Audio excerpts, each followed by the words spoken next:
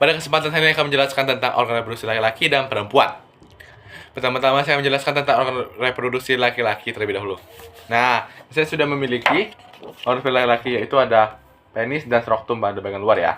Nah, untuk penis ini adalah titik komunikasi saluran rangsangan seksual yang menyebabkan ejakulasi. Pada ejakulasi, dalam 1 milinya sperma itu sendiri memiliki 100 sampai 120 juta sel sperma. Untuk pH-nya sendiri itu sekitar 6,8 sampai 8,8 untuk sel sperma dan ketahanan sekitar 24 sampai 72 jam dalam saluran reproduksi wanita. Untuk sel sperma dapat dibuka hingga waktu 1 tahun lamanya.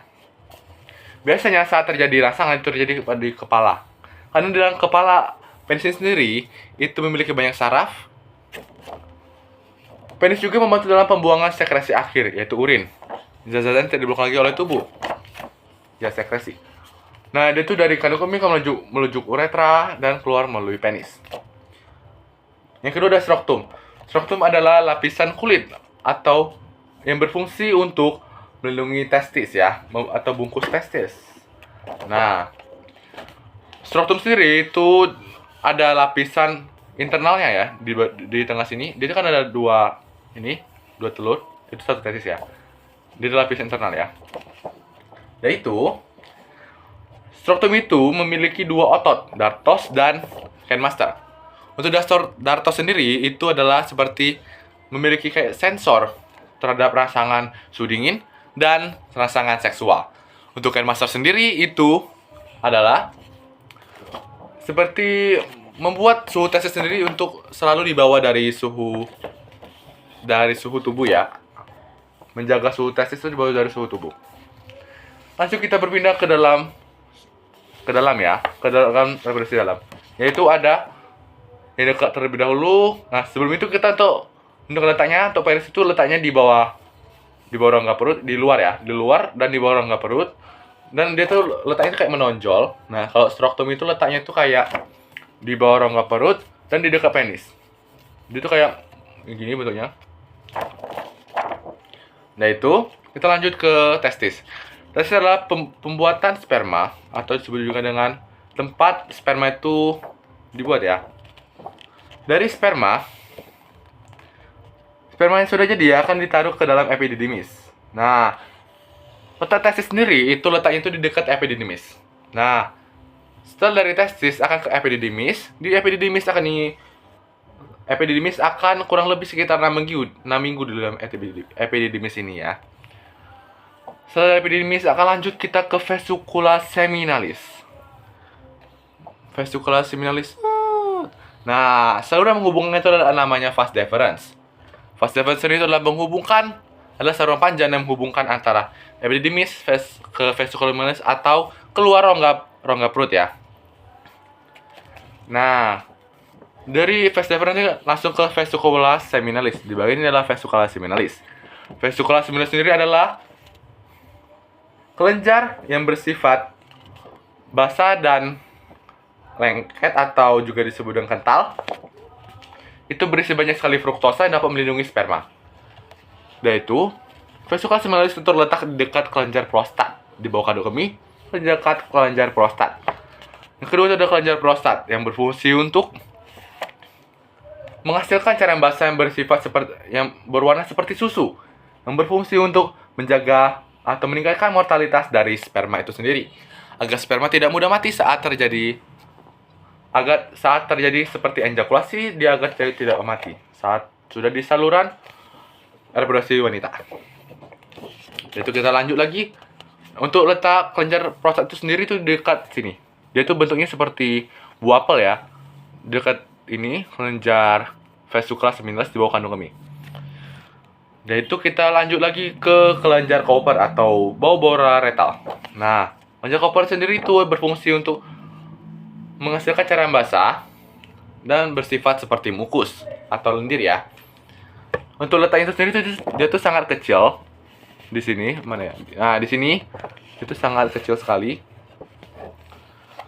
Mungkin dari kamera tidak terlihat. Nah, dari situ kita akan beralih ke uretra. Uretra adalah saluran yang berfungsi untuk tempat pengeluaran sperma maupun urin. Karena uretra itu memiliki dua fungsi sendiri. Ya, yang saya sebutkan tadi, sperma dan mengeluarkan sperma dan urin. Letaknya sendiri itu ada di dalam sini. Itu saluran panjang dari kandung kemih sampai keluar penis. Lanjut kita ke tulang pinggul.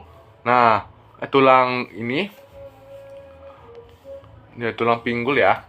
Dia itu berfungsi untuk kesetimbangan, sama seperti sacrum.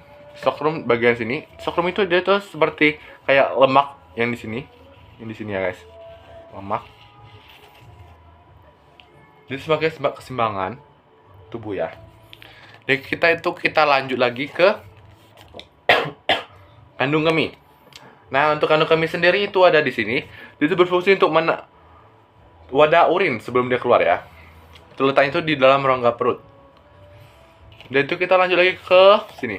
Nah, di sini ada rektum. Itu adalah tempat sebelum feses itu keluar.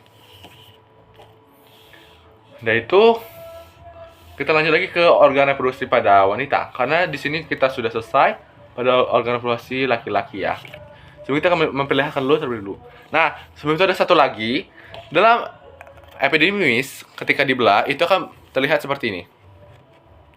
Seperti ini.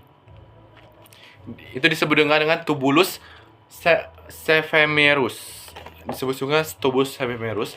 Berfungsi untuk membuat sperma itu sendiri. Membuat sperma ya. Tempat pembuatan sperma. Itu kita lanjut lagi ke organ reproduksi wanita. Nah, untuk organ reproduksi wanita itu ada seperti ini. Di bagian luar. Di kamera memang kurang kelihatan karena belum saya terbalik. Nah, di sini dia tuh ada 6 ya. Pertamanya ada monubis, labia majora, labia minora, clitoris, orificium uretra, dan fibulum. Di bawah sini kita sudah sebutkan karena pasti kalian sudah banyak tahu ya. Itu lubang untuk pembuangan feses ya. Nah, untuk monubis itu adalah melindungi tulang kemaluan. Nah, letak itu sendiri itu ada di atas clitoris. Di sini nggak kelihatan. Oke, kita lanjut lagi ke labia majora. Labia majora sendiri berfungsi untuk melindungi organ dalam. Nah, letaknya sendiri itu di sini. Itu seperti bantal lemak yang berbentuk seperti longitudinal ya. Di sini. Nah, itu kita lanjut lagi. Labia majora sendiri itu terletak di dekat dengan ini, labia minora. Kita lanjut ke labia minora. Labia minora adalah dia itu kayak dihampit dengan antara labia majora di sini. Labia minora itu ada di sini. Dipisahkan hanya dengan clitoris ya. Nah, labia minora sendiri berfungsi untuk melindungi vagina, clitoris, dan saraf ya. Akan kayak saraf ya, bukan melindungi saraf tapi di labia minora itu kayak akan saraf.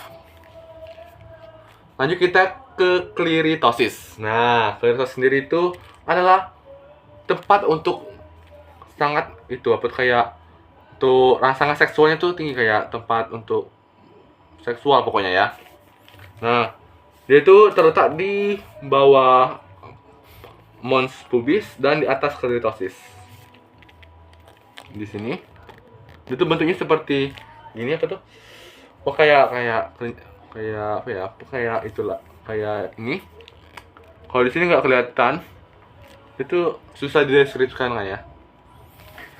Oke, kita lanjut ke orificium uretra. Nah, kalau orificium uretra sendiri itu tuh berfungsi untuk tempat pengeluaran urin. Dia tuh di sini, makanya kalau kita habis kencing itu, kalau perempuan itu kan lebih sering kayak terjangkit kayak penyakit karena saluran uretra, saluran pembuangan akhir urin itu berdekatan langsung dengan saluran reproduksi. Makanya kalau kita perempuan maupun laki-laki, ketika sudah kencing atau kita sebut dengan buang air kecil, kita harus cebok ya, atau kita membilas organ kemaluan kita agar tidak terjadi infeksi atau bakteri yang menimbulkan penyakit. Dan kita lanjut kita ke fibulum. Nah, fibulum sendiri itu berfungsi untuk area bukaan ya. juga memiliki dan kelenjar pelumas. Untuk letaknya sendiri itu ada di sini. Dia tuh di tengah-tengah antara labia minora. Nah, di sini nih, ini fibula ya. Fibula ya. Karena vagina ada di organ dalam, kita akan lanjut ke organ dalam. Nah, di organ dalam sendiri kita bisa lihat vagina seperti ini.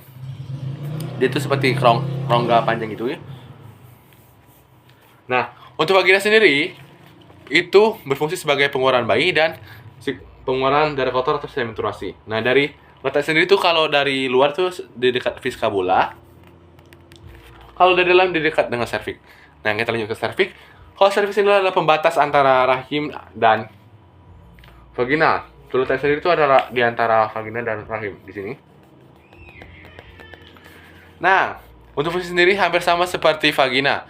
Nah, kalau serviks ini bedanya cuman dia tuh kayak kalau sel sperma kan dia akan menumpuk di sini, dia akan langsung berjalan ke sini kok sperma ya mencari sel telur. Nah, kita lanjut lagi ke rahim atau uterus. Kalau uterus sendiri itu berfungsi sebagai tempat di mana zigot akan menempel saat terjadi ovulasi. Untuk rahim itu berbentuk seperti buah pir. Untuk letak sendiri itu di bawah rongga perut. Nah, dari rahim kita lanjut menuju ke tuba falopi. Nah, tuba falopi sendiri itu adalah saluran bertemunya antara sel telur dan sel sperma. Di dalam tuba falopi memiliki sile-sile halus yang membantu sperma untuk menuju ke sel telur atau menemukan sel telur. Jika ovulasi terjadi, tuba falopi akan membantu sel telur untuk menuju ke dinding rahim. Untuk disebut juga sel telur yang sudah diovulasi itu adalah zigot akan menuju ke dinding rahim untuk menempel dan untuk berkembang selama 9 bulan lamanya. Fimbriae berfungsi sebagai pembantu dalam pengambilan sel telur yang sudah matang. Itu bisa di sebelah kiri dan kanan. Dalam satu ovarium memiliki satu fimbriae. Satu ovum memiliki satu fimbriae ya. Nah, kita lanjut ke untuk letaknya fimbriae sendiri itu dia tuh letaknya itu menempel ke ovarium. Kita lanjut ke ovarium. Ovarium sendiri merupakan tempat pembuatan dari sel telur itu sendiri. Wanita sendiri memiliki sekitar 2 juta sel telur, namun hanya tersisa sekitar 40.000 sel telur yang tersisa. Nah, saya akan menjelaskan secara singkat bagaimana sel sperma dapat bertemu dengan sel telur akan berubah menjadi zigot. Suami istri yang berhubungan badan, sperma suami akan masuk ke sini, akan bertemu di serviks ya. Dari sini, sel sperma akan mendapatkan sinyal dari sel telur. Karena sperma sendiri sudah tahu di mana sel telur itu berada. Walaupun terkadang ada sel sperma yang nyasar ya. Sel telur sendiri itu hanya bertahan sekitar 24 jam atau 1 hari ya. Jika tidak dibuahi akan terjadi peluruhan. Akan mati ya. Terbawa oleh menstruasi maupun keputihan. Sel sperma akan mencari di mana lokasi sel telur sendiri. Jika sel sperma berhasil bertemu dengan sel telur dan terjadi ovulasi, maka calon bayi atau zigot itu akan menuju ke sini. Ketika sel telur sudah keluar dari ovarium akan meminta otak untuk meningkatkan hormon progesteron dan estrogen untuk menebalkan dinding rahim, untuk mempersiapkan calon bayi yang akan tinggal di dalam uterus atau rahim. Nah, dari zigot tadi dia akan berkembang di dalam rahim ini selama 9 bulan lamanya. Baiklah, sekian dari saya tentang organ reproduksi dalam dan luar pada laki-laki dan wanita. Sekian dan terima kasih. Dadah. Sampai berjumpa di next vlog.